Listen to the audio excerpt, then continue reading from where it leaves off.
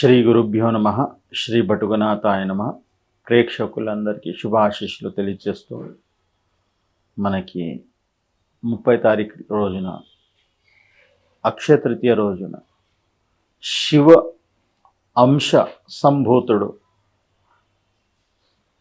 శివుడికి ఏ విధంగా ఆయన ఒక అంశస్వరూపం స్వర్ణాకర్షణ భైరవ ఆరాధన ఏ విధంగా చేసుకోవాలి, స్వర్ణాకర్షణ భైరవుకి ఏ విధంగా పూజించుకోవాలి.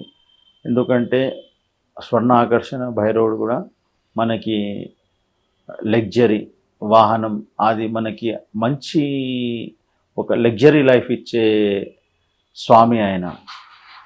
అయితే మీ గృహంకి దగ్గరున్న ఒక భైరవాలయానికి కానివ్వండి, లేకుంటే మీ ఇంట్లో నర్మద బాణలింగం ఉన్నట్లయితే ఆ లింగానికి స్వర్ణాకర్షణ భైరవ్ నామంతో ధ్యానం, ఆవాహన, పూజన, ధూప దీప నైవేద్యంలో మన శనగపిండితో తయారు చేసిన తీపి పదార్థాలు, లడ్డు కానివ్వండి, లేకుంటే మనకి మైసూర్ పాక్, ఇలాంటి శనగపిండితో తయారు చేసిన పదార్థాలు ఆ స్వామికి నివేదించండి.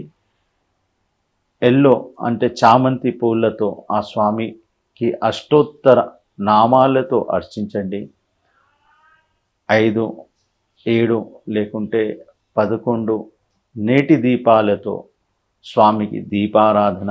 అదేవిధంగా తాంబూలంలో మనం స్వీట్ పాన్, మిఠా పాన్ అంటాం, ఆ ఒక స్వీట్ పాన్ స్వామికి సమర్పించండి. అదే మీరు ప్రసాదంగా మీరు ఆ ఒక ప్రసాదం తీసుకోండి.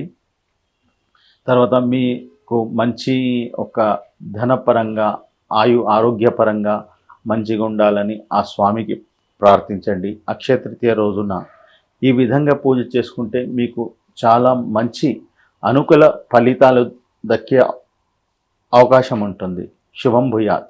Please subscribe to the channel and download the Politicos app from the links in the description.